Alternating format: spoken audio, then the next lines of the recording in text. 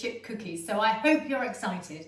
And I've got the most enormous pile of chocolate sitting in front of me. So hopefully you've got everything organised as per the picture, and you've weighed out your ingredients and you worked through getting everything ready as it needs to be got ready. But I thought I'd talk to you about the chocolate because it's so easy and the simplest thing to buy chocolate chips. These ones are actually Dr. Oetker chocolate chunks, which are a bit more expensive. But you know, this is a cake sale, so just buy what's cheaply available.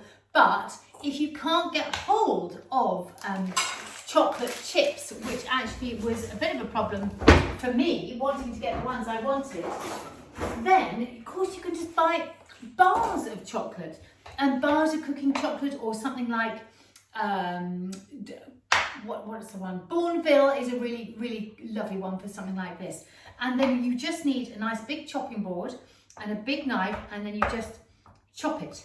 And what we're going to find here is that we're going to have the most gorgeous big chocolate chunks, which are going to be utterly divine. And I'm going to be extraordinarily strong-willed and not eat any. So that's one lot in there. And as you can see, it doesn't take much time to do. I think I'll break that bar up a little bit. But there's always a way around these things. So rather than getting frustrated if you can't get the chips. And actually, when I was ordering the ingredients for this demonstration, or these demonstrations, you know, I was ordering online, and sometimes, you know, you put in the search engine what you're after and it doesn't come up, and then you know that in fact that they do have it. So just bear that in mind, that it's worth sometimes going back into the search engine and trying a different name, or going to just look under the groceries section, and then in this instance home baking, and then work your way to the section again, and quite often what you want will then come up. So don't be put off straight away, because where there is a will, there is a way. Right, with no more ado, the chocolate is ready. Now, I love this recipe because it teaches you another method of cake making, which is what I'm trying to do throughout this course, just give you lots of different ways of making cakes. I will just pop that over to the side there. And this one, as I say, is classic muffin making, and it's oil based, so instead of butter or anything, we use oil. And with muffins, you mix the dry ingredients together, the wet ingredients together, you amalgamate them, but you don't overmix, and the job is done. So all I need you to remember is to make sure the oven is on really hot. So these muffins go in a super hot oven for 5 minutes, and then you drop the temperature down, and they're done in about 15 more, so 20 minutes in total. So they're really, really good for a cake sale, because you can keep churning them out, which is what I say. Now, it just depends on how generous your paper case is and so on. 12, sometimes if we get a bit of extra mixture to go on to 13, 14. So make sure you've got extra mixture there. Now, let's look at the ingredients. So dry ingredients, I have said. Dry ingredients are the flour, the caster sugar, the cocoa powder, a bit of salt, and some bicarbonate of soda. Now, it's a good idea to give those a good mix. You could put them through a sieve, or you can just get a whisk actually, and just give them a good old whisk together and get them combined like that. So that, I think, is a really, really helpful. Okay, so the dry mix is all ready. Now we're going to get the wet mix. And in the wet mix, I've got, crash and burn, 2 eggs, 2 whole large eggs. So those can go in. Now we're going to have a teaspoon and a half of vanilla extract. Delicious. There we go. And we have got some oil. So it's lovely, this recipe. It's 120 mils of oil, just an ordinary vegetable oil or a sunflower oil, 120 mils of milk.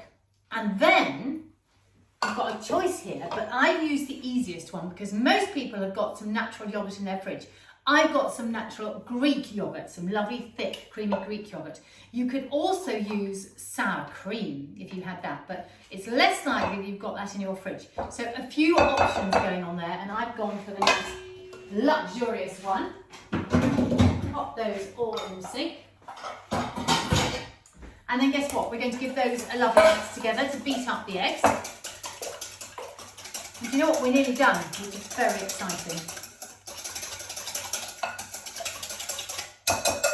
So, chocolate chunks going in. Just make sure you've got all your ingredients in. Oh, a few bits of chocolate there. And then in goes this lovely eggy yogurty mixture. And I'm just going to carry on using the spatula to stir everything in. Just fold. So, sort of fold it in.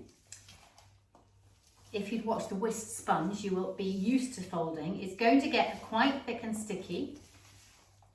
So we want to follow the saying, less is more. I mean, I know we've gone more is more with the chocolate, but less is more in terms of mixing with muffins. Right, that is it. Okay, so here we go. Now, if you have got a scoop, and I wanted to show you my scoops, I have got a large, medium and a small scoop, and I find they are fantastic for baking. Really fantastic, exactly in this instant when you want to get the same kind of amount of mixture in each muffin case. So, just get a nice big blob and carefully pop it in. One, because you want them to be nice and generous. Okay, so I'm going to carry on doing this, and then we'll get them into the oven. Now, if you remember what I said, hot oven, so it's 210 if you've got a nice hot fan oven, or 220 if it's an ordinary electric oven. Most of us have got fans these days. And then that's just for 5 minutes, and then you're going to turn the oven down. So you're going to have to set yourself a pinger reminder. Oh my goodness, these are going to be to die for. You know, people are going to come rushing back to your cake sale if you make muffins like this with this much chocolate in. Ha! Oh, look at this. Now, do you know what I'm going to do? I've got a little bit left over, but I'm going to just eke it in because I want these to be really, really filled up. And there's a lot of chocolate in there. A super lot of chocolate in there. Right, don't leave any mixture behind. Right, in they go. Now, 5 minutes hot temperature, about 15 minutes lower temperature, and then you're going to look in the oven if they're firm, and then you can test it with either a toothpick, a wooden cocktail stick, or a cake tester to go through to make sure they're cooked in the middle, and the job is done. So I will see you out the other side when I've not got sticky fingers. Bye.